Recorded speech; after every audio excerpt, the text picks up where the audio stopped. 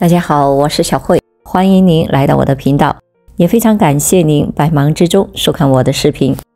今天给大家分享的内容是：吃降压药不能喝牛奶吗？医生提醒，长期服用降压药最好要远离无物。知己知彼，百战不殆。这句古话在健康管理领域同样适用。当我们谈论高血压这一常见的疾病时，不仅仅是药物治疗至关重要，更重要的是患者对于疾病和相关药物的知识的了解。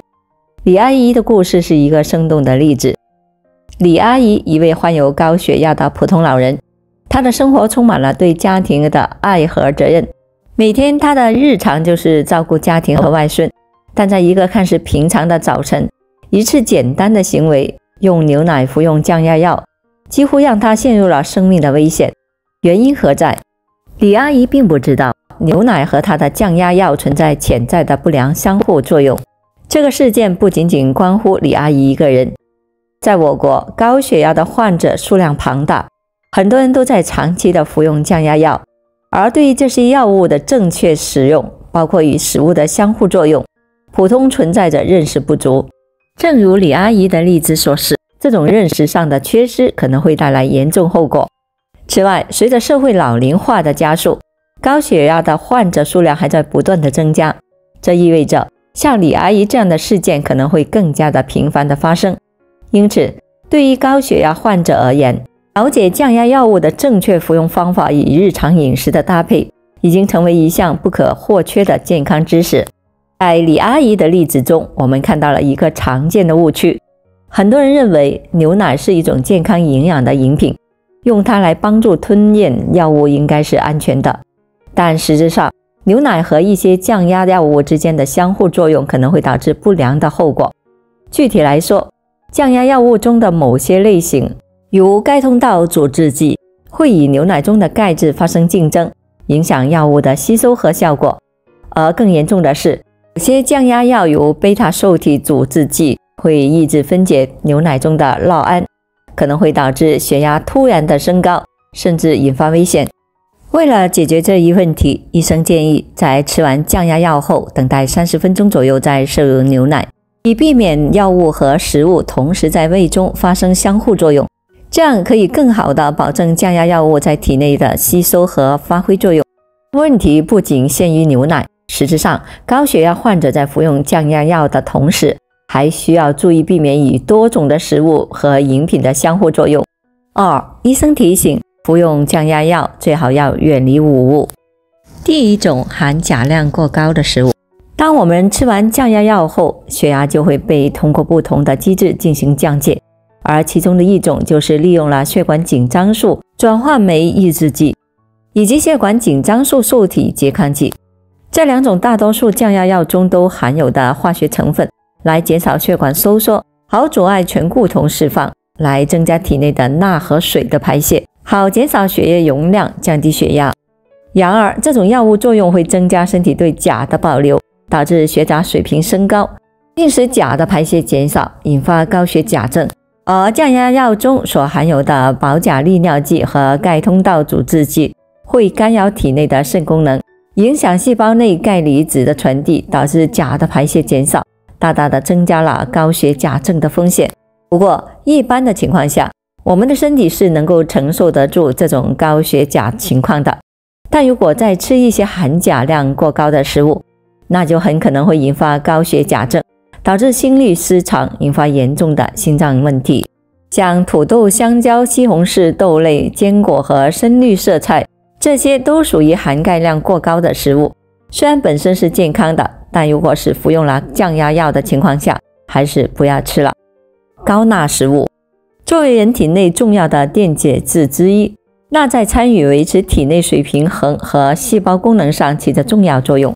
如果摄入了过多的钠，就会导致体内的水分潴留，增加血管内的液体量。与此同时，高钠还会刺激神经系统，导致血管收缩，增加血管阻力，从而提高血压。并且，钠和肾脏的相关激素和机制也密切相关。摄入过多的钠会激活肾脏激素系统，导致醛固酮和抗利尿激素的产生，增加肾小管对钠的重吸收，使得血容量增加，血容量增加，对于高血压患者来说是十分不利的。而服用降压药本身就是为了能够把体内的钠离子排泄出去，如果服药之后还吃一些高钠的食物，那就相当于功亏一篑，和没吃药没什么两样。所以熏酱类的腌制食品、豆腐乳、酱油这些在服用完降压药后就不要吃了。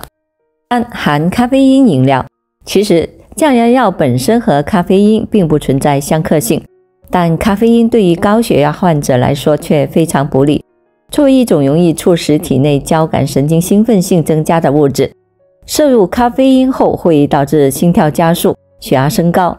而在喝完咖啡后的1个小时之内，血压会维持在一个比较高的水平，并且人体完全代谢咖啡因的时间是2天左右。在这2天内，高血压患者很可能会面临血压忽高忽低的现象，很容易就会加重病情。